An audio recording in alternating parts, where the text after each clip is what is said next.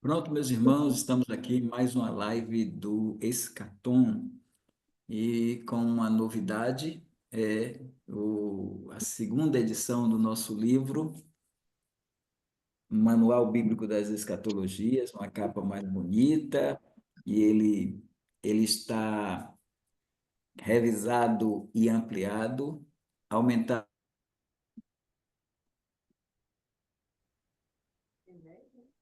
75 páginas. Nós ampliamos as abordagens hermenêuticas do uso do Antigo Testamento no Novo. No antigo livro tinha 6, agora temos 8. Temos o fenômeno, os 8 fenômenos do corpo também, que aparece no livro. Capítulo 9, 10 e 11 de Romanos na ótica é, do escatom. E aqui, gratos aos irmãos do Grupo Escatom. Foi por causa do Grupo Escatom que nós fizemos essa segunda edição, pois estas lives e esses estudos abriram mais a nossa mente e foram inseridos também pontos de vistas e colocações dos irmãos dentro desses estudos valiosos do Grupo Escatom. Então, agradecemos ao irmão Elias, o irmão Almi, por terem nos concedido essa oportunidade de podermos explanar o livro, que ainda está na metade do caminho, mas imagina só, está na metade do caminho, aumentou mais 120 páginas, é sinal que a gente ainda vai mais, muito longe com ele. Então, meus irmãos, ele vai ser lançado na IBREB, na 36ª IBREB, Associação das Igrejas Batistas Regulares do Brasil, que terá sua Assembleia Geral em Natal, no Rio Grande do Norte, de 2 a 5 de junho. Ali faremos o nosso relançamento e, naquela ocasião, o preletor oficial será o pastor Marcos Granconato. Então, estaremos junto com ele lá participando. E para adquirir o livro hoje é R$ 120, ficou um preço bem em conta. E os irmãos que quiserem adquirir o livro, não está ainda no prelo, mas podem adquirir comigo, né, a partir do meu o WhatsApp, que é 759 8836 79 7918. Pode entrar no particular e pode fazer o pedido, tá bom? Deus abençoe. E agora nós passamos a palavra ao pastor Danilo, porque nós estamos analisando o tempo em que as duas testemunhas irão pregar na tribulação. Então, tem algumas análises de pontos de vistas que vão ser explanados aqui para a gente poder melhor verificar o assunto. Pastor Danilo tem a palavra. Muito bem, obrigado, pastor. E desde já, conte com nossas orações para que o irmão continue usando essa sabedoria para o ensino da palavra e principalmente de assuntos tão interessantes e tão complexos como a escatologia, né? Então, só explicando mais uma vez o motivo da nossa discussão hoje, porque na semana passada nós tivemos alguns contrapontos, principalmente relacionados ao período em que as duas testemunhas estariam atuando, né? O pastor Evaldo apresentou a sua posição, colocando as duas testemunhas de Apocalipse capítulo 11 na primeira metade da tribulação. E aí, claro, eu apresentei alguns argumentos, embora tenha deixado claro que não são argumentos com grandes convicções de que as duas testemunhas estariam atuantes no segundo período da tribulação, ou seja, nos 3 anos e meio finais. E aí, claro, me deu a oportunidade, agradeço, pastor, pela oportunidade de poder apresentar a minha posição, agora com um pouco mais de informações, né? Eu compartilhei com o irmão Elias alguns slides para que os irmãos possam acompanhar e até mesmo anotar, e aí eu vou pedir para que o irmão, se possível, coloque para nós, para que a gente possa seguir a discussão. A parte técnica hoje está comandando aí pelo irmão Klaus. Ele vai colocar para nós. Eu tinha passado para Ok, ele, ele vai maravilha. colocar, tá bom, pastor Daniel? E peço até perdão, irmão Klaus, eu não sei se eu configurei os dois primeiros slides. Se der trabalho, pode ir clicando aí até o final para já poder aparecer a imagem em geral, tá? Nessas duas primeiras imagens, irmãos, eu só vou compartilhar um pouco daquilo que eu vejo como panorama geral, dessa parte escatológica, né, do panorama escatológico, e aí eu vou só passar rapidamente explicando aos irmãos para que nós possamos chegar nos argumentos a respeito das duas testemunhas, tá bom? Os irmãos estão observando a apresentação? Bom, para mim tem uma faixa Tem preta, uma faixa, irmão, tem uma cobrindo. faixa preta. Espera aí. E agora? Continua a faixa preta. Continuando. Uhum. Espera aí. Espera só um pouquinho.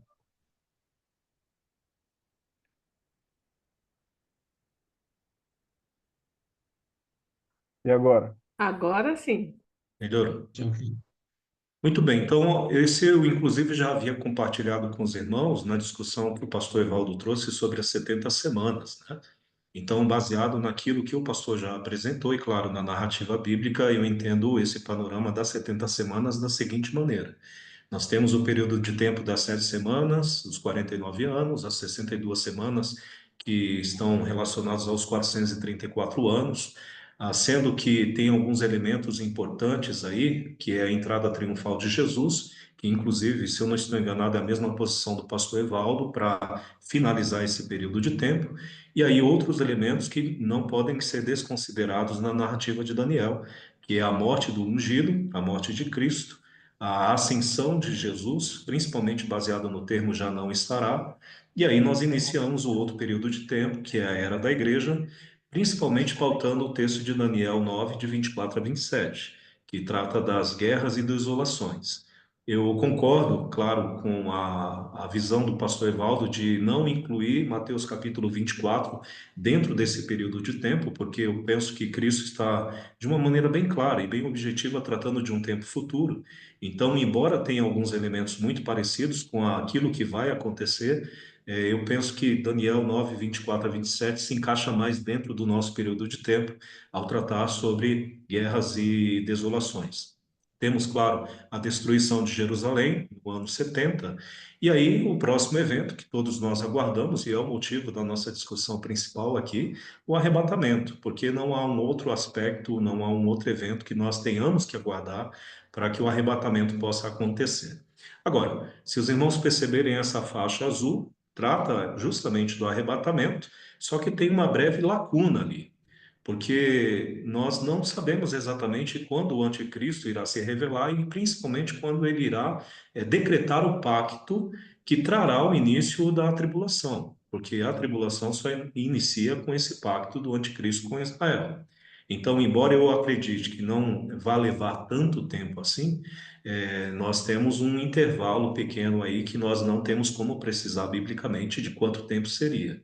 Então, a partir desse pacto se inicia os 3 anos e meio, mais uma vez a ênfase de Mateus 24, sendo que na metade da tribulação vem a quebra do pacto e, consequentemente, o segundo período da tribulação, a grande tribulação, que finaliza com o advento de Cristo, ou quem sabe um pouco antes, a depender da discussão que nós iremos ter hoje à noite, e, claro, o início do milênio. Aí nós temos um segundo slide, que eu procuro ser um pouco mais claro a respeito de alguns eventos que estão pautados dentro desse período de tempo.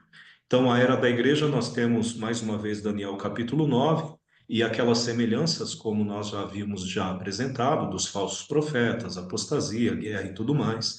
Então, esses são eventos que já estão acontecendo, que penso eu que está dentro da narrativa de Daniel, mais uma vez, e aí, mais uma vez, entra a questão do arrebatamento, que é o próximo evento escatológico. Agora, tratando dessa questão do período de tempo intermediário, irmão, que é aquela lacuna entre o arrebatamento da igreja e o início propriamente dito da tribulação, eu particularmente penso que aí teria um tempo adequado para a construção do terceiro templo. E por que eu vejo dessa maneira? Porque a revelação do anticristo, como nós já falamos, nós não temos como precisar quando se dará. Mas uma das coisas que são extremamente obrigatórias a acontecer para que ele possa, inclusive, praticar a abominação desoladora é a construção do próprio templo. Embora a gente saiba que os métodos de construção hoje podem possibilitar a construção de um grande edifício de uma forma rápida, né, e até mesmo diminuindo o tempo, eu acredito que, se tratando do Templo de Jerusalém, tem várias complexidades aí, várias dificuldades que iriam realmente precisar de um determinado tempo para poder isso acontecer. Porque não é só levantar as pedras, ok? E eu penso que, inclusive, o templo será reconstruído dentro do panorama bíblico, da maneira como os judeus, assim, vão levar em consideração. E o fator mais determinante nessa questão é justamente os acertos políticos. Porque, obviamente, o templo, para ser reconstruído, principalmente na posição em que ele deve ser reconstruído, estamos falando lá do Monte Moriá, ora, precisa de alguém muito especial, que tenha bons argumentos, que inclusive tenha uma boa visão dos dois lados, tanto judeus quanto muçulmanos, para que isso possa acontecer. E aí eu particularmente acredito que uma das coisas que levará o povo de Israel a querer firmar esse pacto com o anticristo é justamente a permissão da construção do templo de Israel. Porque eu penso, irmãos, que apenas alguém com grande capacidade política poderia hoje possibilitar a reconstrução ou, na verdade, a retomada daquela parte de terra para o povo judeu, algo que dentro do nosso contexto atual praticamente seria impossível. Então, eu particularmente acredito que a construção do terceiro templo ela se dá já durante esse período intermediário, ou pelo menos durante as conversas que terão nesse período, para que aí sim o anticristo possa estabelecer o pacto com Israel, que tem como elemento principal a reconstrução do templo, para que a tribulação possa assim se iniciar. Então, uma vez que nós temos o início da tribulação, tem o pacto de paz com Israel, do anticristo com Israel, e embora tenha elementos já com a abertura dos selos de Apocalipse capítulo 6, como guerra, fome, escassez e terremoto, eu não acredito, justamente por causa da vigência desse pacto, que haverá uma grande perseguição ou oposição da parte do anticristo e do mundo inteiro com relação aos judeus. Até porque eu penso que aquela imagem de bom homem, daquele que selou a paz com o povo de Deus, ele irá permanecer durante os 3 anos e meio, justamente para dar aquela impressão de um possível Messias, né? Ou, neste caso, até mesmo como amigo do povo de Israel. Agora, eu acredito, e aí vem uma discordância que certamente o pastor Evaldo vai apresentar seus argumentos depois, que o ministério das 144 mil testemunhas não está no segundo período da tribulação. Pelo que eu pude apurar, é a visão do pastor. Mas eu coloco eles exatamente no primeiro período. Por quê? Porque, inclusive, o capítulo 14, versículo 4, trata eles como as primícias. E é claro que há uma grande discussão aqui do que seria essas primícias, né? Mas eu particularmente acredito que a ideia de primícias seriam os primeiros. Então, eu acredito que Deus irá salvar esses 144 mil já no início da tribulação, sendo que eles, inclusive, exercerão um ministério especial de evangelização no mundo inteiro, o que é resultado da continuidade do capítulo 7 de Apocalipse. Porque uma vez que é apresentado a 144 mil testemunhas, logo em seguida, depois destas coisas, a revelação de João vai apresentar um número de salvos muito grande de todas as nações, tribos. Então, eu acredito que o ministério das 144 mil testemunhas não se limita apenas ao povo judeu, mas sim ao mundo de forma geral. Penso aqui que Deus estaria usando essas 144 mil testemunhas justamente para poder implantar aquilo que, infelizmente, através da nação de Israel, não foi possível nesse período de tempo. Porque sempre foi o desejo de Deus que a nação de Israel se apresentasse como essa nação que proclama o nome do Senhor. E eu penso que, de alguma forma, 144 mil testemunhas, sendo eles judeus, irão poder aplicar essa vontade, esse desejo de Deus, usando esses judeus como pregadores da palavra do Evangelho, ok? Então, seguindo, nós temos o atentado contra o anticristo, que é um elemento importante que ocorrerá, para mim, bem no finalzinho dos 3 anos e meio iniciais, de acordo com Apocalipse, capítulo 13. E aí, claro, tem ao meio da tribulação, que é a quebra do pacto. Então, dentro dessa quebra do pacto, nós temos outros elementos. A abominação desoladora, que é o que marca o início do segundo período da tribulação.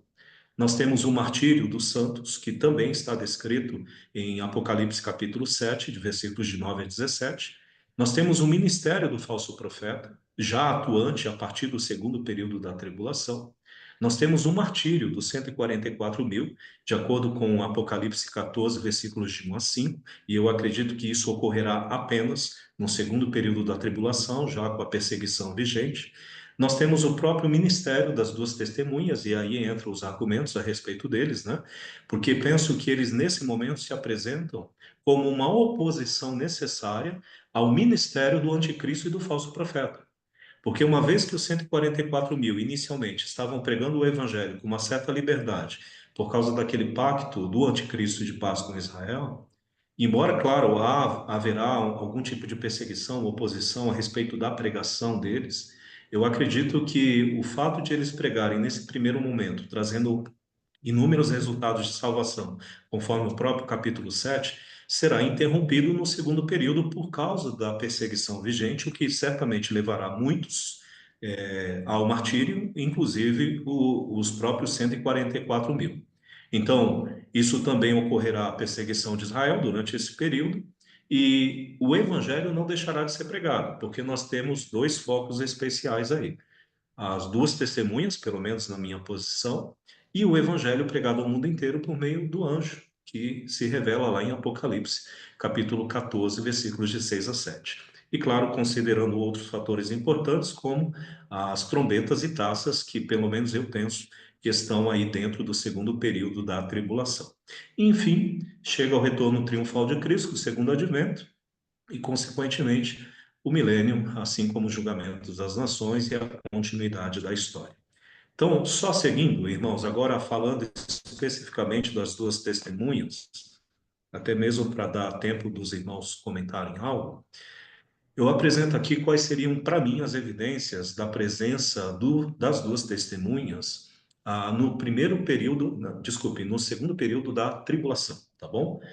Primeiro deles, o estádio de sítio sobre a Cidade Santa por 42 meses, 3 anos e meio, tá? Isso está lá no versículo 2 de Apocalipse, capítulo 11, e inclusive nós falamos sobre isso na semana passada. Fica claro no versículo 2 que a cidade será entregue aos gentios, né? Neste caso, para mim, aos exércitos do anticristo.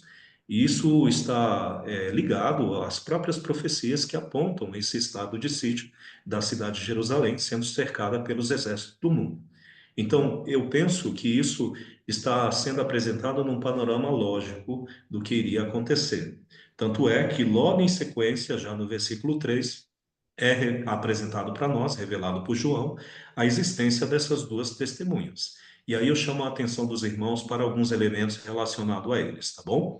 Primeiro, eles profetizarão por 1260 dias, 3 anos e meio, e é um período extremamente adequado à evangelização dos judeus em estado de sítio.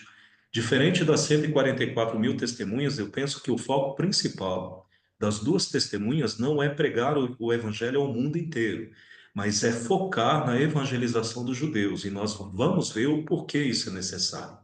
E isso indica, irmãos, inclusive, o retorno do dom de profecia, porque de acordo com 1 Coríntios capítulo 13, versículo 8, esse dom da profecia, pelo menos por enquanto, está num ponto ocioso, de acordo com a palavra no original que Paulo usa nesse mesmo versículo. E por que esse período de ociosidade? Porque é um dom que existia em um determinado tempo, por uma determinada necessidade. Hoje não é mais necessário esse dom, porque nós temos a Bíblia escrita, nós temos a revelação de Deus, mas aí eu chamo a atenção dos irmãos para um fato que pode ser possível. Essa Bíblia escrita durante um período de perseguição, irmãos, ela vai ser o primeiro instrumento que o anticristo vai querer destruir. Ou seja, a Bíblia escrita, a palavra de Deus que nós temos hoje é registrada, ela será perseguida e será destruída de alguma maneira. Então, eu penso que eis o motivo do porquê Deus levantaria duas testemunhas com o dom de profetizar, para justamente anunciar as profecias relacionadas à vontade de Deus para o povo de Israel. E aí, seguindo, nós temos o terceiro ponto, que é a sua vocação. Neste caso, testemunhos. Volte um slide, irmão. Número 3, que tem uma palavra muito importante. Pode voltar mais um? Aí o irmão está indo para o final. Mais um, em cima. Isso, número 3. Essa palavra testemunha, irmãos, ela vem do original grego marturés. E ela tem um significado muito interessante. Ela traz a ideia de testemunho público, ou seja, isso que nós estamos a fazer, pregar sobre o Evangelho, falar sobre Jesus publicamente, sermos testemunhas do Senhor. Mas ela também tem uma implicação judicial, e a ideia aqui é apologética, tá? É de eles se apresentarem como defensores da causa de Cristo. E é claro que quando isso se faz necessário é porque tem alguém se opondo a essa verdade. Então, de alguma maneira, eu creio que as duas testemunhas se apresentarão como apologetas para poder fazer defesa da causa de Deus, defesa do Evangelho, defesa daquilo que Deus quer ensinar.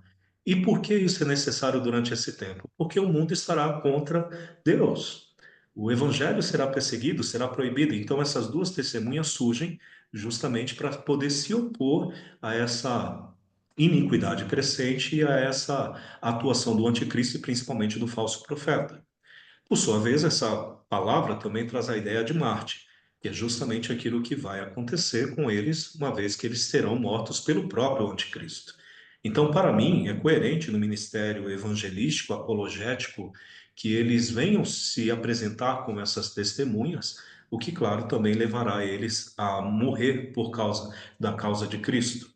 E aí nós temos o quarto ponto, né, que são eles apresentados em simbologia, Zacarias capítulo 3 e 4, como oliveiras e candeeiros. E aí eu chamo a atenção dos irmãos para o contexto de Zacarias capítulo 3 e capítulo 4. Por quê?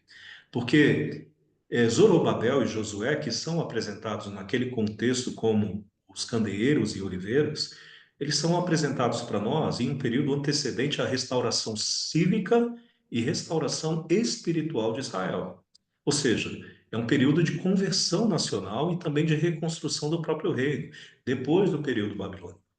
Então, eu acredito que quando João ele se refere a essas duas testemunhas como oliveiras e candeeiros, eles estão apresentando a ideia de de uma ação que antecede justamente a restauração cívica da nação de Israel, mas também, principalmente, a sua restauração espiritual. Estamos falando de uma conversão nacional. E com base nas profecias bíblicas, essa conversão nacional ocorrerá um pouquíssimo tempo antes da volta de Cristo, porque não será no primeiro período, porque eles estarão sendo enganados pelo anticristo, mas será apenas no final, principalmente no período em que estarão sendo perseguidos pelo próprio anticristo, depois que reconhecerem que de fato ele não era o possível Messias, e talvez eles tenham acreditado no início. E aí, seguindo, número 5, pode passar, irmão? Outra evidência, outra situação interessante, eles estão vestidos de panos de saco, irmãos, é o que o texto bíblico diz. E sempre quando os autores bíblicos apresentam uma pessoa vestida de pano de saco, principalmente relacionado a Israel, aos profetas, de modo geral, isso traz a ideia de uma pessoa que está expressando lamento, contrição, arrependimento. E eu penso que as duas testemunhas, nesse momento, se apresentam como representantes da nação, ou seja, eles estão convocando a nação a uma posição de humilhação diante de Deus. Isso é algo que nós conseguimos observar em várias outras passagens, em vários outros contextos históricos. Representantes de Israel que convocam a nação a arrependimento, que se humilham diante de Deus, se colocando como representantes da pátria, reconhecendo as suas faltas e, ao mesmo tempo, a necessidade de uma conversão nacional. Poderíamos citar Jeremias, Zacarias e assim por diante, né? Por sua vez, eles têm um poder capaz de causar dano. E isso indica para nós uma hostilidade e perseguição por parte dos seus opositores. E aqui entra uma questão que eu me coloco justamente contra a possibilidade de eles estarem na primeira parte da tribulação. Porque considerando que o anticristo fez um pacto de paz com Israel. Eu não vejo o porquê ele, nesse momento, estaria conflitando com dois judeus.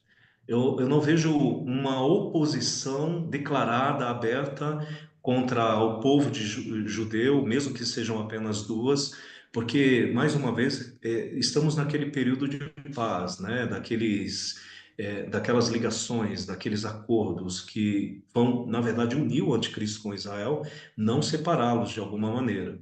E este, inclusive, é um panorama conhecido dos profetas também em tempos de restauração. Por quê? Porque se formos levar em consideração, por exemplo, o texto de 2 Reis, capítulo 1, falando de Elias, ora, antes de um período de conversão nacional ou de restauração espiritual, os profetas sempre tiveram que se posicionar de alguma maneira, até mesmo fazendo milagres, para poder, primeiro, julgar aqueles que se colocavam em oposição a Deus, mas ao mesmo tempo chamar a atenção daqueles judeus que precisavam de arrependimento. E isso é algo que fica claro para nós na narrativa a respeito das duas testemunhas. Eles também fecharão os céus para que não chova. A estiagem irá durar por 3 anos e meio. E eu acredito particularmente que esse é um dos motivos, um dos elementos pelo qual, de acordo com a narrativa de Apocalipse 11, as nações irão se alegrar com a morte deles, porque eles estavam sendo privados, inclusive, de água. A escassez proporcionada pelas duas testemunhas levará as pessoas a o odiarem. E isso, mais uma vez, para mim, não se encaixa dentro do primeiro período, mas seria muito interessante comparar isso à narrativa do segundo período.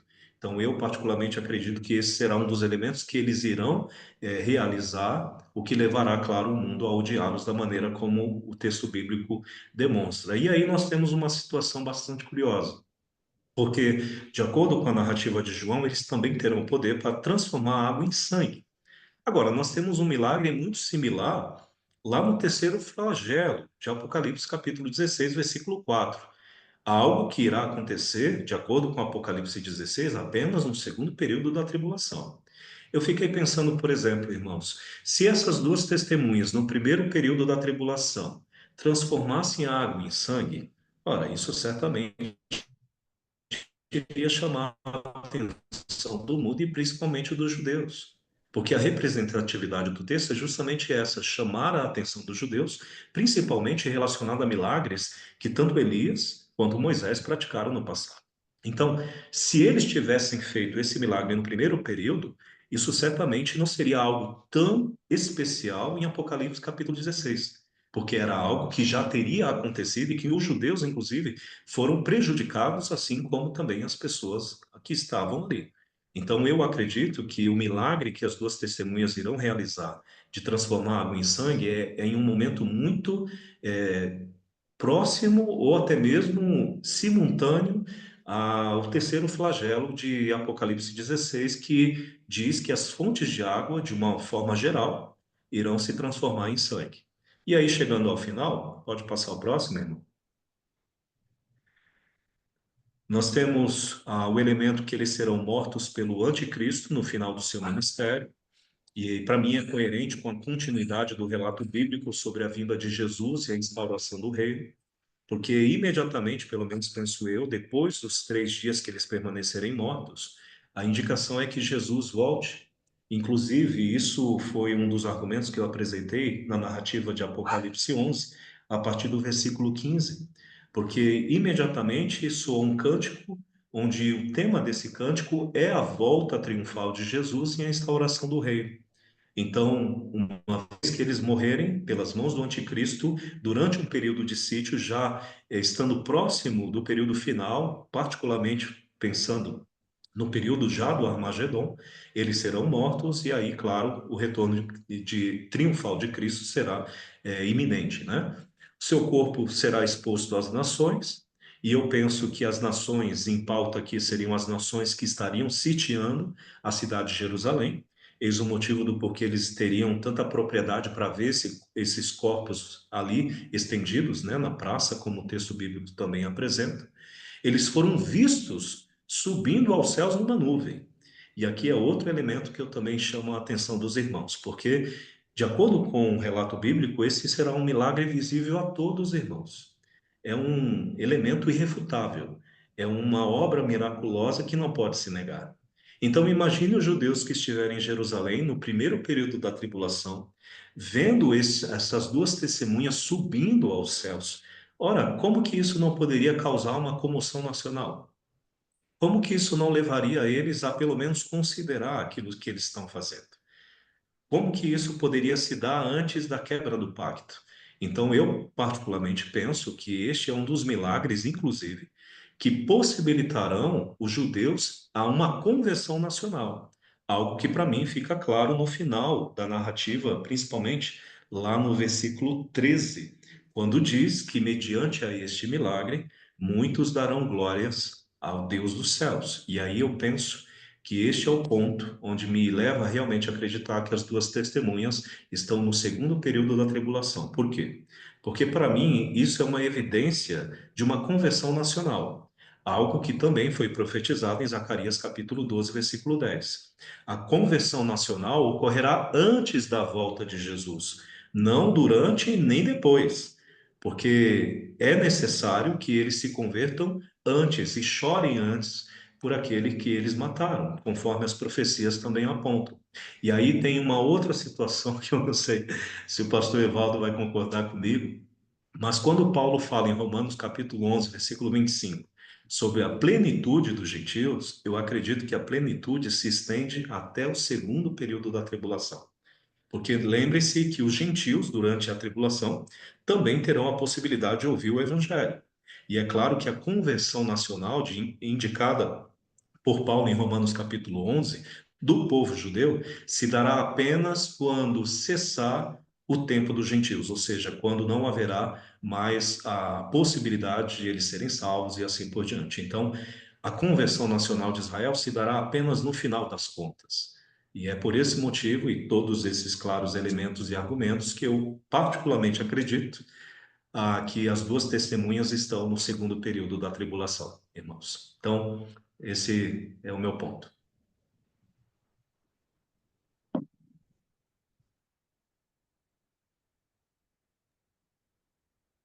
Então, se puder, isso, obrigado, obrigado. Ah, tem alguma colocação, alguma pergunta de algum irmão? Tem qualquer coisa? Levanta a mão aí. Ficar à vontade para fazer colocações, perguntas. Se não der para eu falar alguma coisa a respeito, fica para a próxima live. Então, os irmãos podem questionar o pastor Danilo e ficar à vontade, todos, viu? Eu não vou Certo. fazer nenhuma colocação agora. Depois eu falo. Mas se não der para hoje, fiquem tranquilos, não tem problema do meu tempo, não. Tá tudo em paz. Isso aí, é aquilo que eu sempre falo, a gente não tem pressa, né? Vamos falando aí, né? Eu tenho aqui as minhas também, mas depois eu faço. Pastor Lorival, fica à vontade, por favor. Ah, Pastor Danilo, Sim, irmão. visto que parece que há uma certa dúvida aí com relação aos 144, eu já estou mais focando nos 144 mil, tá? Não nas duas Claro. testemunhas. Mas levando em conta o que nós conversamos na última aula sobre a questão dos judeus messiânicos, que não necessariamente eles fazem parte da igreja, né? Porque eles não creem, assim, precisamente na doutrina da graça e sim, eles continuam com a ideia do Messias. Então, eles ficam como um terceiro povo aí disperso em algum momento. Eu não acredito, então, que eles, independente do momento, esses judeus, esses 144 mil poderiam sair dos judeus messiânicos, poderiam ser eles, na época em que estiverem como judeus messiânicos, em todo o mundo, assim, serem tirados desses judeus messiânicos os 144.000? Olha, um dos fatores que a gente deve levar em consideração é que esses judeus, pelo menos até o arrebatamento, não eram convertidos. E aí, claro, a gente entra numa discussão, por exemplo, ao considerar se esses judeus messiânicos, que, embora enfatizem, né, a fé em Cristo e tudo mais, fossem de fato salvos.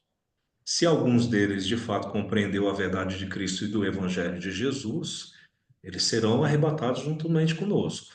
Então, estes que ficarem são justamente aqueles que serão apresentados como 144.000 posteriormente, pelo menos na minha interpretação, no início já da tribulação. Eu particularmente acredito, pastor, que são judeus que talvez não tenham tanta ligação com relação ao Evangelho e que serão tocados e, claro, transformados pela verdade do Evangelho. Porque a gente nunca pode se esquecer que após a igreja ser arrebatada, o Evangelho permanecerá no mundo, assim como a atuação do Espírito Santo também. Então, a gente não vai precisar de tantos elementos especiais para nos levar a acreditar que um judeu, mesmo na dureza do seu coração hoje em dia, não possa vir se converter pelos mesmos elementos que hoje levam alguém à conversão.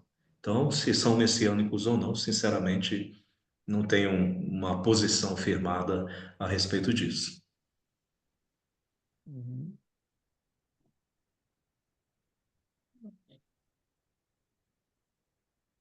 Professor Lerival? Acho que sim, ele fechou. Ok. Irmã Cristina. Não, só para concordar com o pastor Danilo, desde a semana passada, quando ele começou a falar, era exatamente essa posição também que eu tinha. Achei que as duas testemunhas têm que estar na segunda metade, por causa da conversão mesmo. Lendo lá Zacarias, eu estou estudando Zacarias, e faz todo sentido, para mim faz mais sentido, não com todo o argumento do irmão, que foi, imagina, mas eu sempre achei que elas duas testemunhas estariam lá também na segunda metade, é só minha posição, tá bom? Obrigada. Agora, só uma observação, irmãos.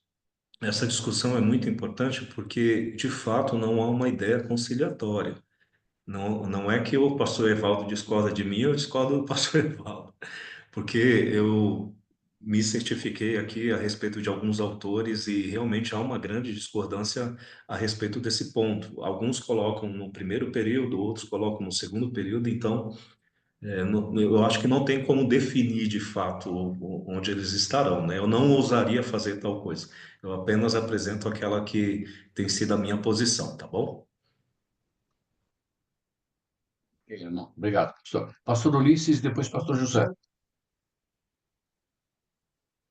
Então, eu só quero reiterar que a minha crença ainda continua sendo que vai ser a primeira parte da tribulação mesmo, seguindo vários outros autores, né, grandes estudiosos que ao longo desses ah, basicamente 40 anos, né, estudando sobre isso, a conversão deles, né? Vou só falar um pouquinho do que a irmã Cristina falou, né? A conversão dos judeus se dá, né, ali na primeira parte, com o testemunho das duas testemunhas. Por isso o anticristo ele fica muito furioso, né? E começa a perseguir então Israel com toda a fúria. Então, eu não tenho dificuldade, né, de ver e colocar todos os pontos, tanto de Apocalipse capítulo 11, Apocalipse 12, 13, né, sendo sequência e estando dentro da primeira metade ali da tribulação e dando sequência para a segunda, tá bom? Com a perseguição. Que o pastor Danilo falou, né, lá do milagre que eles vão realizar. Então, a Bíblia é bem clara, dizendo que eles têm poder, né? Se eles pedir para não chover, não vai chover, né? Se pedir para chover, vai chover. A Bíblia fala muito isso. E transformar água em sangue, né? Então, eu vejo que ali é uma credencial para eles, Mas os judeus, como rejeitou Cristo enquanto estava aqui, quanto mais as duas testemunhas, né? Eles vão ver as testemunhas fazendo esses milagres, né? E podem ainda, e como realmente, né, um ou outro não vai se converter. Vários deles vão se converter, eu vejo que vão se converter. Por isso a quebra do pacto, por isso o inimigo vai com toda a fúria, né, atrás dos judeus.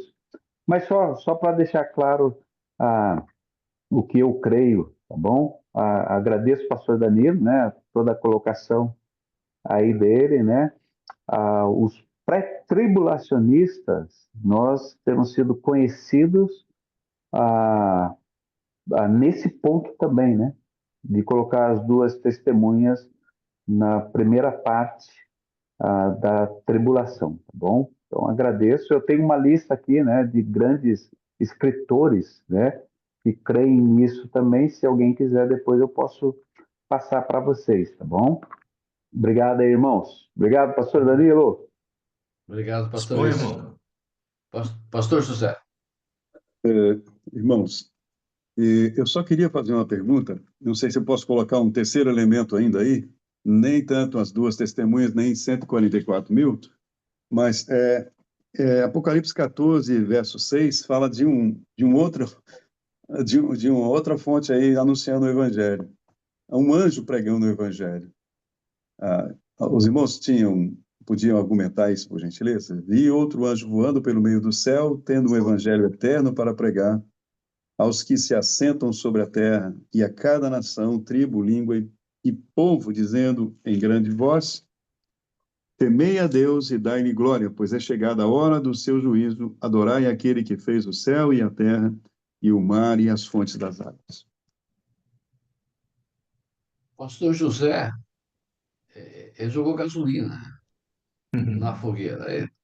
Ele jogou Eu água no picado. particularmente, eu particularmente acredito, pastor, que o anúncio do evangelho por esse anjo, que a Bíblia inclusive diz que estará nos céus, e para mim é uma indicação que ele será visto e ouvido por todas as nações, se cumpre aquilo que Cristo havia nos ensinado profeticamente, de que o mundo inteiro precisará ouvir Jesus, o evangelho de Jesus. Então, eu creio que aqui se complementa aquela profecia dada por ele, porque alguns, inclusive, usam isso equivocadamente, dizendo que nós temos que sair pelo mundo e pregando o evangelho. Durante o nosso período de tempo, isso será impossível, porque ainda haverá povos não alcançados. Nós nunca conseguiremos, dentro do nosso período de tempo, chegar até essas pessoas, e isso, pelo menos, de uma maneira plena. Então, eu particularmente acredito que é apenas nesse momento que se cumpre, de fato, aquela profecia onde o mundo inteiro ouvirá. Porque uma vez que o anjo estará nos céus pregando o evangelho e a sua voz, pelo menos de acordo com a indicação do próprio texto, será ouvida pelas nações e reinos, então eu creio que ali Deus está dando a oportunidade final para aqueles que serão ou não serão salvos. Até mesmo para que ninguém possa, no final das contas, argumentar de que nunca ouviu falar de Jesus, como inclusive a gente usa às vezes numa musiquinha, né? Os índiozinhos no meio da mata nunca ouviram falar de Jesus. O mundo inteiro ouvirá, de acordo com aquilo que eu interpreto desse versículo. E Obrigado, claro, pastor. eu coloco eles no segundo período, eu coloco esse anjo no segundo período da tribulação. Amém. Pastor José. Então, pastor Danilo, mas esse todo mundo ouvirá, ele soa meio que atemporal, né? Porque na época vai todo mundo ouvir. Mas agora, por exemplo, tem muita gente que já morreu, que está morrendo e nunca ouviu, né? Sim. Então aí Aí entra outra discussão muito mais prolongada, porque aqueles é que foram salvos ou eleitos por Deus serão salvos de uma forma ou de outra. exatamente. E aqueles Bom, que, mesmo que não tenham ouvido esse evangelho, por não terem sido escolhidos por Deus para a salvação, serão condenados. E quanto a isso, para mim, não há dificuldade. Romanos. Romanos 1:20, se não me falha a memória, não me lembro agora. Pastor, excepcionalmente, a pergunta do pastor José, a colocação dele sobre anjos pregando o evangelho, pastor Evaldo podia falar alguma coisa? Ou o pastor Lorival, ou o pastor Ulisses, querem dar os seus pitacos? por favor. E tacos no bom sentido, hein? Não me entendam mal. Pastor Ulisses, pastor Lorival, se quiserem falar depois. Gênesis 14:3, anjos pregando o evangelho.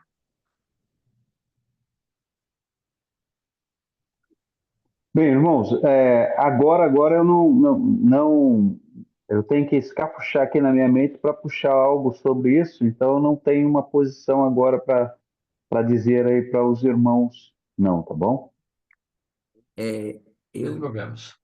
eu coloco, eu faço uma distinção entre o Evangelho da Graça, que prega a obra de Cristo, morte, sepultamento, ressurreição, ascensão e exaltação à direita de Deus. O Evangelho do Reino, que é o Evangelho que foi pregado pelo precursor, Jesus, que foi chamado de Elias também, e o precursor João Batista, precursor de Jesus, que foi chamado de Elias, e Jesus também. E esse evangelho do reino é a pregação do reino messiânico, né? Então, eles vão anunciar, as duas testemunhas e os 144.000 pregam o evangelho do reino, que é o anúncio do retorno de Cristo para reinar. Claro que isso perpassa pela necessidade de uma conversão. O evangelho eterno é pregado por esse anjo, que é um anjo mesmo. Concordo com o pastor Danilo, ele prega no segundo momento, e ele prega o evangelho eterno com uma expressão: temei a Deus e dá-lhe glória, porque vindo é o seu juízo. Então ele está pregando juízo, ele não está pregando, e a expressão dele, glória, tem a ver com, porque dar glória tem a ver com conversão, mas a pregação dele ela não surte o efeito de conversão. E depois da pregação deles, eles continuam endurecidos, eles não se convertem. Alguém diz por aí que os anjos foram proibidos de pregar o evangelho. A gente não encontra isso na Escritura. A gente encontra que eles atentam fazer isso.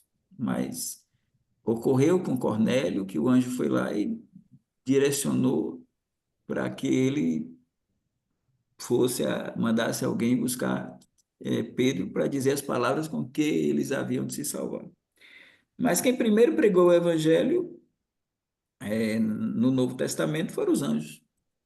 Lá no nascimento de Cristo, eles pregaram o evangelho. A palavra lá no grego é o evangelho. Eles pregaram: eis aqui vos trago novas de grande alegria, que será para todo o povo. Então não há uma proibição. Mas claro que na dispensação da graça, a missão é da igreja. Jesus mandou a igreja fazer, né? Mas o evangelho eterno será pregado. Então, tem 3 anjos anunciando juízos, mas um deles prega o evangelho eterno, que é esse evangelho de juízo: temei a Deus e dai-lhe glória, e fala da condenação da besta, fala da condenação do trono da besta. Então, eu vejo mais assim, que o evangelho tem o evangelho do reino, tem o evangelho da graça e tem o evangelho eterno, né? Nessa parte, beleza, eu digo isso aí. Ótimo. Pastor José, quer falar alguma coisa, pastor? Olha, é interessante, pastor Edivaldo. Fazia muito tempo que eu não ouvia mais sobre isso. Sobre esses. Porque acho que Lorival é da minha escola e nós ouvimos isso lá do pastor Paulo Gaire. Concorda, irmão Lorival? Irmãos, lembra de ter escutado isso também? Mas isso ficou diluído no tempo, assim, são tão poucas pessoas que falam sobre isso. Nós encontramos, na realidade, são mais pessoas falando que não há essa distinção, né? E agora, ouvindo o senhor colocando dessa forma, é algo para a gente realmente considerar, olhando também desse lado, que o irmão está colocando, que, nesse caso, essa pregação do anjo, ela não vai surtir efeito, então, do ponto de vista do irmão. Seria um período aí da segunda metade da tribulação, da grande tribulação, e as pessoas estariam tão endurecidas que isso serviria de juízo para elas, né? Seria cheiro de morte, né? Não cheiro de vida.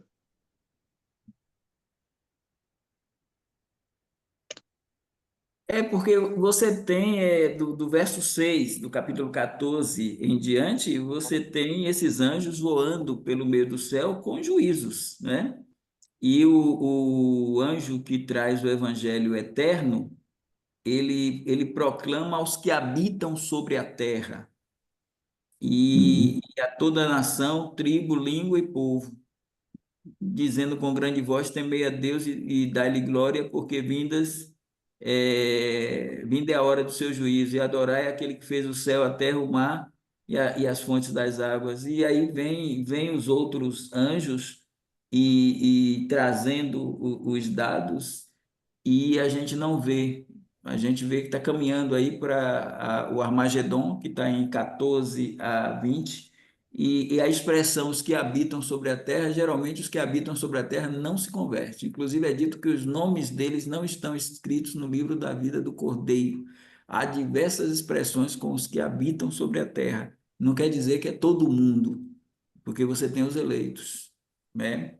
E é interessante também que até tocando aí, dando uma cutucada no pastor Danilo, no capítulo 24 de Mateus, Jesus está falando aos judeus, relacionado com os judeus, e ele chama de eleitos nesse campo, né? Da primeira parte, ele fala dos eleitos, né? Então, assim, tem conversão de judeus na primeira parte. E as duas testemunhas, elas podem, depois desse terremoto que morrem 7.000 pessoas, o restante se converte, e a gente pula para o capítulo 13, 12, e no capítulo 12 tem a mulher sendo perseguida por um tempo, 2 tempos e metade de um tempo, já convertidas. Quer dizer, a mulher já é uma expressão de conversão de judeus durante o período não da vinda de Cristo. Claro que na vinda de Cristo vai haver conversão nacional, mas já tem conversões. Aí eu só queria colocar uma coisinha, mas depois eu converso mais sobre os outros pontos, mas só uma coisinha, que foi o irmão Márcio que me chamou a atenção, porque eu disse uma coisa para o irmão Márcio, que eu acho que é bem interessante. Para os pós-tribulacionistas, não é o nosso caso, mas Márcio era pós-tribulacionista. Eu falei: Márcio, se você crê no milênio, porque ele é um pós-tribulacionista pré-milenista, ele não é aliancista. Então ele crê no milênio. Aí eu disse: Márcio, se a igreja for arrebatada no final da tribulação, Cristo arrebatar a igreja, ele leva todos os crentes. Mas só que é dito que quando ele descer com a igreja, ele vai mandar os seus anjos para separar o joio do trigo. Então, ele vai colocar capítulo 25, 31 a 46. As ovelhas do lado direito, os bodes do lado esquerdo, Israel no meio. Eu perguntei a ele: então, quem são esses que são ovelhas e o próprio Israel na volta de Cristo? Quem são esses? Se Jesus já arrebatou todo mundo, todo salvo, ele arrebatou o salvo, não tem mais quem pregue. Quem são esses? E já está no final. Isso aí é uma pancada no pós-tribulacionismo. Aí ele disse o seguinte: acontece o mesmo com vocês, porque se no pré-tribulacionismo a igreja toda vai embora, e a igreja toda vai mesmo, na hora do arrebatamento, todos nós somos pré-tribulacionistas, e Paulo fala: como ouvirão se não há quem pregue? Se a igreja subiu, como é que vai ter conversão durante o período inicial? É a pergunta do Márcio. Aí a gente responde: só poderemos ter conversão no período inicial se tivermos duas pessoas que não pertencem ao tempo da tribulação, que pertencem ao tempo do Antigo Testamento. Elas não precisam se converter, a irmã Cristina, não precisa haver conversão delas, que seria ou Josué e Zorobabel, ou Elias e Enoque, ou Elias e Moisés. Eles já são crentes, eles estão vindo do céu. Aí sim você tem duas pessoas que vão começar o seu testemunho, porque nós não temos conversões sem quem pregue. e a gente não vai ter alguém. Então, por isso eu penso que esse é um argumento muito interessante para a gente pensar nessas duas testemunhas sendo, dando início ao período tribulacional, porque elas pregam o evangelho. E eu bato na tecla também do tempo. Se a gente, eu coloco os 3 dias e meio para depois do testemunho delas. Quando elas terminam o testemunho, 1260 dias. O que é que vem depois? A gente tem que. Se elas ficarem 3 dias e meio no tempo final, não, Jesus Cristo não vem no tempo certo. Porque para Jesus vir no tempo certo é 1260 dias mais 1260 dias. Se nesse 1260 dias daqui eu tiver 3 dias e meio com os corpos delas expostos para Jesus então ressuscitá-las e arrebatá-las, a vinda de Cristo não se dará em 2520 dias. Ela se dará em 2523 dias e meio. E é dito que 3 dias e meio elas vão estar com os corpos expostos, aí vai ter a ressurreição. Outra coisa, sempre se ouve dizer que o arrebatamento das duas testemunhas é no meio da tribulação. Se botar elas para o final, você vai ter um segundo arrebatamento, aí Jesus Cristo vindo ainda arrebatando e descendo com elas. É uma coisa assim que eu não vejo encaixe nisso, nessas duas testemunhas sendo arrebatadas. Agora, se elas são arrebatadas depois dos 3 dias e meio, já é no contexto de um anticristo que saiu de Roma, veio até Jerusalém, matou as duas testemunhas e ainda ficaram 2 dias e meio, porque houve um levante nesse contexto de cá. Eu prefiro ver os 144.000 os 144.000 no período final. Por quê? Porque eu namoro, eu namoro com Mateus 10 e eu namoro com esse texto, e assim, pastor, eu não vejo os 144.000 martirizados, porque quando eu vejo 14 de Apocalipse, eu vejo o Monte Sião, e o Monte Sião, ele está mais, elas estão no Monte Sião, dando ideia muito mais de um reinado milenar de Cristo no final, do que o Monte Sião nos céus. Eu vejo elas nos 42 meses sendo perseguidas porque estão pregando o evangelho do reino, e no capítulo 10, lá no versículo de Mateus, Jesus vai dizer, usando os termos da tribulação do capítulo 24 de Mateus, 21 de Lucas e 13 de Marcos, ele diz assim no 10, 21 a 23, ele diz: porque não sois vós quem falará, mas o Espírito Santo, o Espírito do vosso Pai que fala em vós. E o irmão entregará à morte o irmão, e o pai ao filho, e os filhos se levantarão contra os pais e os matarão. E odiados de todos sereis por causa do meu nome. Mas aquele que perseverar até o fim será salvo. Quando, pois, vos perseguirem nesta cidade, fugi para outra, porque em verdade vos digo que não acabareis de percorrer a cidade de Israel sem que antes venha o Filho do Homem. Eu enxergo aqui, nesse texto, eu namoro esse texto com os 144.000 sendo perseguidos, e eles não terminam de percorrer a cidade sem que antes venha o Filho do Homem. Então, eu vejo mais, e assim, eu não consigo vê-las martirizadas no céu. Aquela parte que ela está com o cordeiro e tudo, andando por onde eles vão, eu vejo mais esses 144.000 no período do reino milenar, diferente dos testemunhos de Jeová, que acredita que só elas vão para o céu. Eu acredito que elas nunca vão para o céu, porque elas não vão, elas passam o período dos 42 meses sendo perseguidas, e elas entram no reino milenar de Cristo, e estão acompanhando o Cordeiro no Monte Sião, e depois elas vão saltar depois do milênio para o estado eterno e não para o terceiro céu. Mas aí eu só falei algumas coisinhas, eu não, É, eu deixo o é, pastor Danilo aí. Essa foi uma você coisa. já deu um teaser, um teaserzão, né? Semana que vem. Antes do pastor Danilo, o irmão Carlito levantou a mão aí. Quer falar, irmão Carlito? Tá sem som, irmão. Só abre o seu som aí. Já fiquei satisfeito aí com essa resposta do pastor Evaldo. E Então, também tinha outra coisa, mas eu vou deixar para não tomar tempo. Quero os irmãos dar oportunidade aí para os irmãos. Então, semana que vem a gente. Eu tenho 3 colocações aqui, não consigo colocar, mas eu quero colocar. Se não colocar hoje, coloque semana que vem. Pastor Danilo, por favor.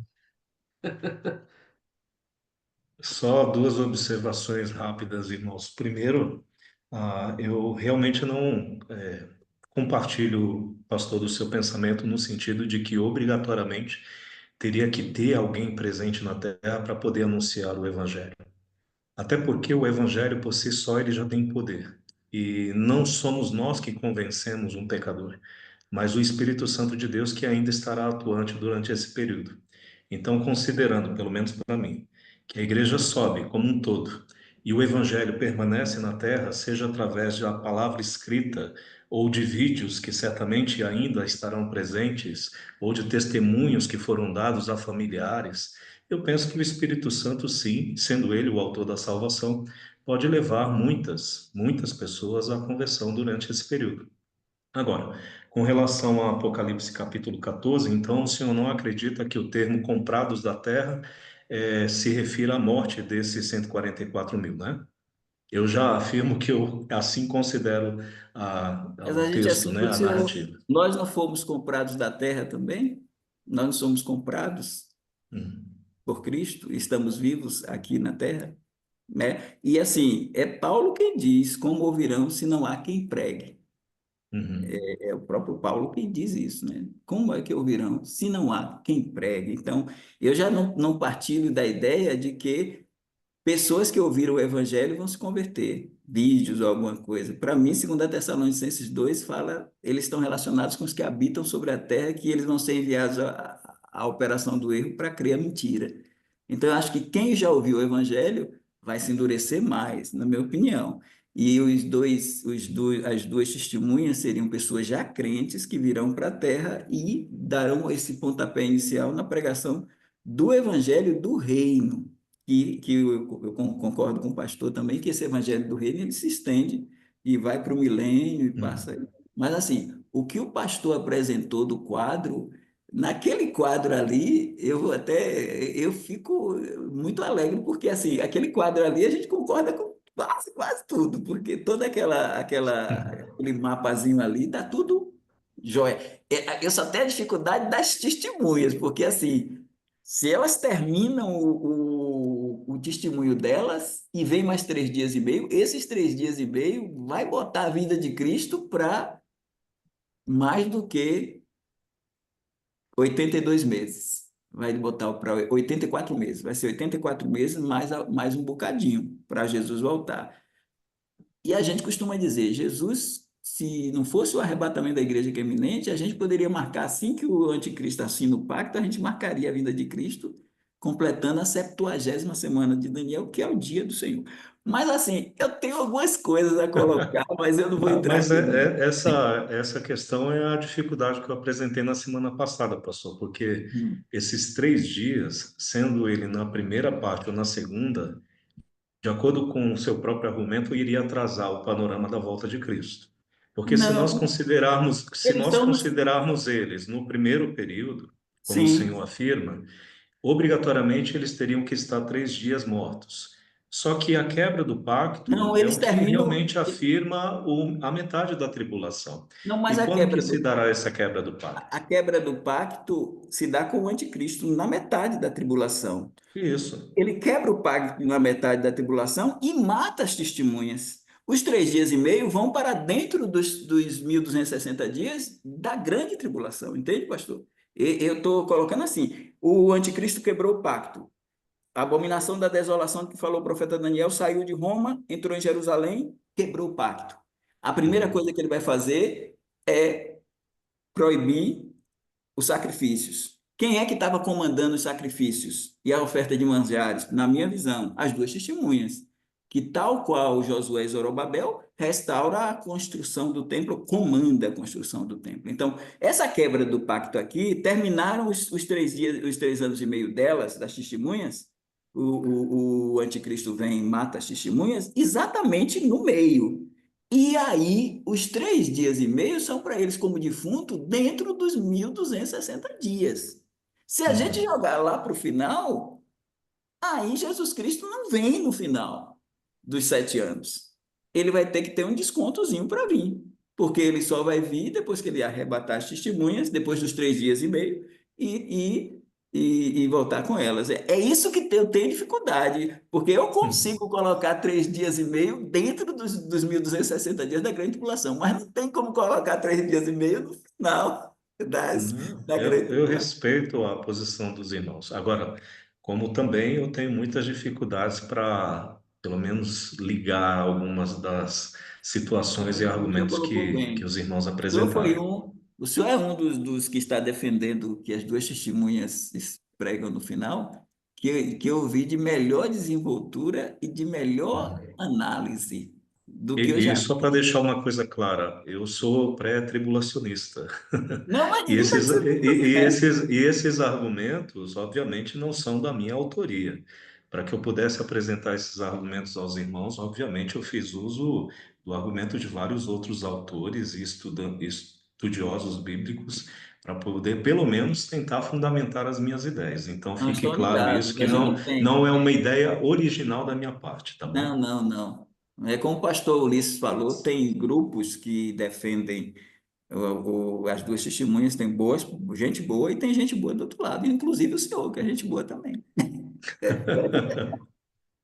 Ô, pastor Danilo, faz favor, pode depois colocar o nome desses que você pesquisou para gente, por favor? Claro, claro. Ok. O pastor Lorival E, levantou a mão, e, vamos irmão ver o que ele Elias, vai falar, e depois disso só, a gente encerra. só Diga, mais pastor uma Lorival. coisa, só para acrescentar, é bom o pastor Ulisses e o pastor Danilo colocar os nomes dos dois lados lá no grupo, que ele falou de Tá bom. estudioso, o pastor Danilo também.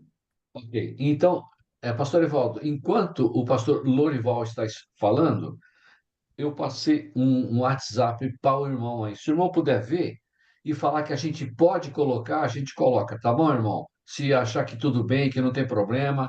Então, pastor Lorival, por favor.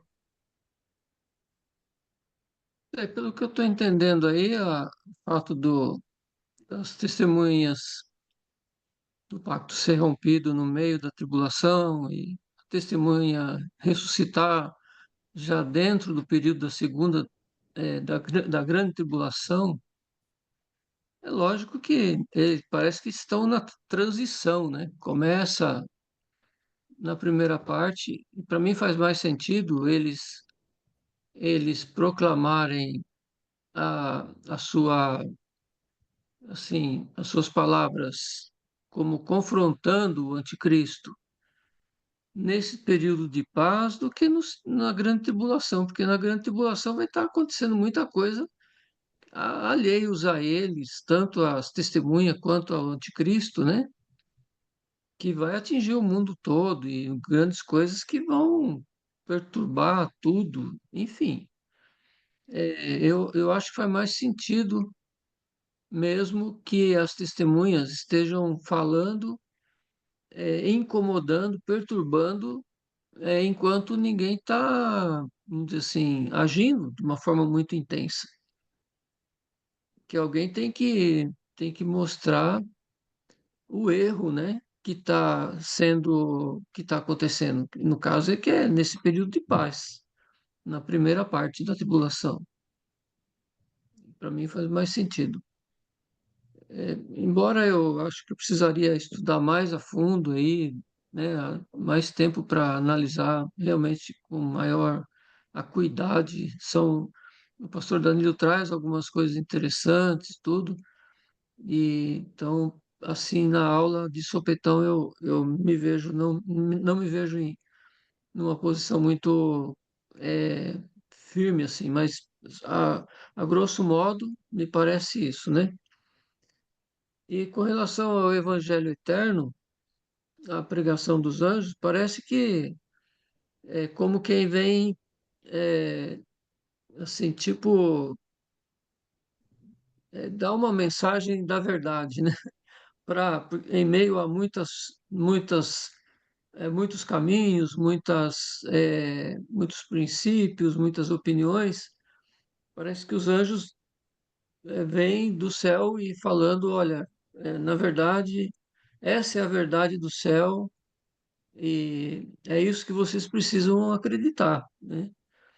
Então, enfim, é é um assunto bastante vasto que a gente precisaria debruçar mais tempo em cima, né, para poder ter com certeza uma opinião mais firme.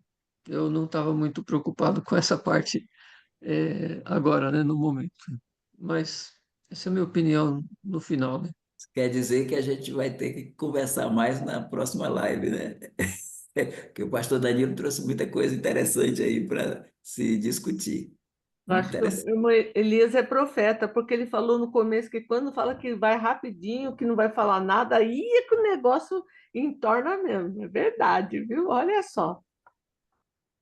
São alguns anos de escatom, e a gente sabe que não tem assunto que é rápido e que é fácil. É, A mas é gente muito pensa bom, que muito bom. exatamente, foi assim aliás, mais uma vez, né, um estudo assim maravilhoso e muito legal mesmo. Quero agradecer irmão Carlos aí, olha, irmão Carlos, olha aí, pastor Evaldo, olha o que o irmão Carlos fez aí para nós e colocou aí. Então vamos aproveitar a gravação, a sua palavra no início, mencionando o livro. Então, os irmãos que assistirem aí a nossa live depois, quiserem comprar o livro, tá aí o contato, tudo direitinho, tá bom? Então, facilita aí para os irmãos que quiserem comprar, né? Os E, irmãos que não irmão, estão agora irmão assistindo e vão Elias, assistir mais tarde. Diga, esse pastor. estatom é tão maravilhoso que eu estou vendo o pastor Danilo explanar.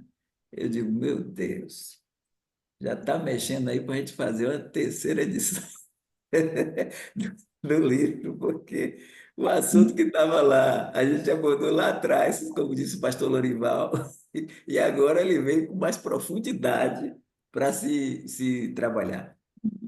Parabéns aí, muito obrigado, pastor Danilo. Muito interessante, a gente discute, coloca, faz as colocações, mas existem pontos na escatologia que a gente precisa amadurecer, analisar, colocar os pontos, os argumentos, para poder a gente ver o que é que temos, né? Graças a Deus, aqui nós todos somos pré-tribulacionistas, nós não caminhamos também no aliancismo, nem no dispensacionalismo progressivo, nem no aliancismo progressivo. Então, a gente está procurando estudar melhor os assuntos. Então, chega alguns aí que a gente fica avaliando, né? Assim, vamos avaliar, vamos verificar, porque o pastor Danilo traz a lógica de capítulo 11 com a questão do sítio, e aí ele bota assim, arrumado, Deus colocou aqui na ordem. Primeiro, aí vem ele colocou assim, para o pastor Danilo, capítulo 11, de 1 a 3, abrange o mesmo tempo, não abrange os 7 anos, abrange o mesmo tempo. Tanto os 42 meses de sítio quanto os 1.260 dias tem a ver com a grande tribulação.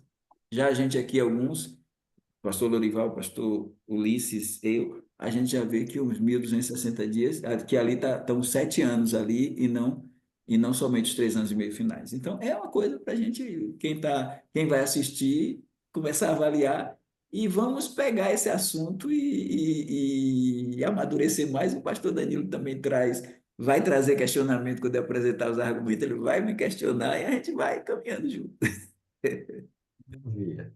Maravilha. Então, pastor José, eu vi que ele levantou a mão. Alguma coisa? Pastor José, por favor, antes de nós orarmos.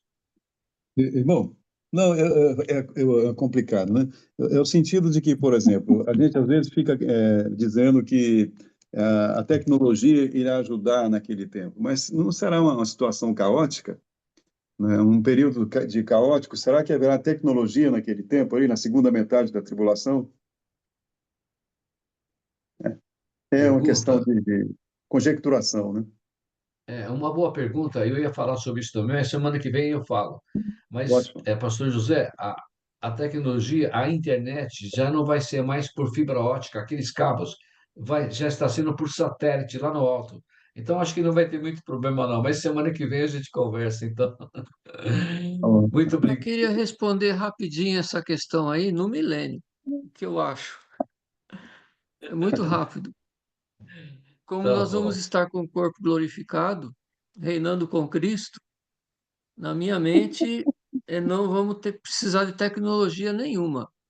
Não, eu me Jesus vai referi dar o comando diretamente para cada um de nós e nós vamos ouvi-lo e nos comunicar com ele diretamente, sem intermediário, sem GPS, sem internet, sem nada. Pelo menos no mas milênio, a minha opinião é essa. a Tá minha certo. referência era em relação à tribulação, né? Segunda metade da tribulação. Agora, Minha mensagem. as Tá duas bom, então. testemunhas, quando diz que elas estavam na praça da cidade de Jerusalém, e diz que elas profetizaram na praça da cidade, elas foram mortas lá, e elas tiveram essa oportunidade durante 1260 dias, pregarem na praça da cidade, e diz que elas conseguiram atormentar o mundo inteiro. Isso a gente só se lembra das redes sociais, né? Isso na primeira metade, né? Na A primeira gente, a metade. gente retoma, vamos voltar semana que vem com esse tema, porque aí, pastor Danilo, não tem jeito, vamos voltar daqui com o pastor Danilo e depois a gente segue com o pastor Ulisses, tá bom? Porque eu também quero fazer algumas colocações e já não dá mais, estamos 20 para as 11 aí, daqui a pouquinho, né? Vamos, muito bom, Deus abençoe a todos, olha, cada dia eu fico mais feliz e maravilhado, a gente aprende demais, uma bênção ter todos aqui. Pastor Evaldo, muito obrigado. Pastor Danilo, Pastor Ulisses, Pastor José, Pastor Lorival. Uma bênção, viu, irmãos? E os outros irmãos também. Nós estamos aqui aprendendo, né? Uma bênção, realmente.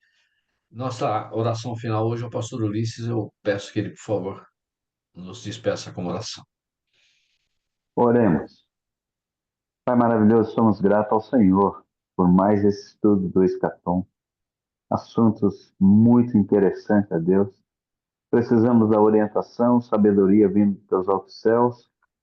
Nós temos, às vezes, as nossas colocações daquilo que nós aprendemos de alguém, ó Deus. E, e temos que estar também com a mente aberta para podermos ouvir, às vezes, novos pensamentos. Então, nos ajude esse grupo Escatom a compreendermos a tua palavra como ela é. Nós estamos em busca disso, ó Deus. Agradeço pela vida do pastor Evaldo, que tanto tem nos auxiliado, nos ajudado. Pastor Danilo, com as suas colocações, eterno Deus, e também fazendo-nos pensar mais. Tantos outros, a irmã Cristina também faz as suas colocações, ó Pai. Isso é muito saudável para o nosso grupo. Então, abençoa cada um de nós. Esteja nos guardando. Continue abençoando Netinho, o eterno Deus, do nosso irmão Almir, pastor Pierre também. Quero lembrar também do missionário Davi Santos, que essa madrugada não estava bem. O Senhor cuida desses teus servos, coloca as tuas mãos poderosas na vida deles, eterno Deus. Essa é a nossa oração e a nossa súplica, no nome de Jesus. Amém. Amém. Irmão, Amém. muito obrigado. Amém. A tela ficou legal, viu, irmão? Ficou, viu, pastor Evaldo? Que show! Deus abençoe, irmãos. Até a próxima. Um abraço, gente. Boa noite. Boa noite. Deus Para abençoe. todos também, queridos irmãos. Boa noite a todos. Por um Boa momento. noite, boa noite.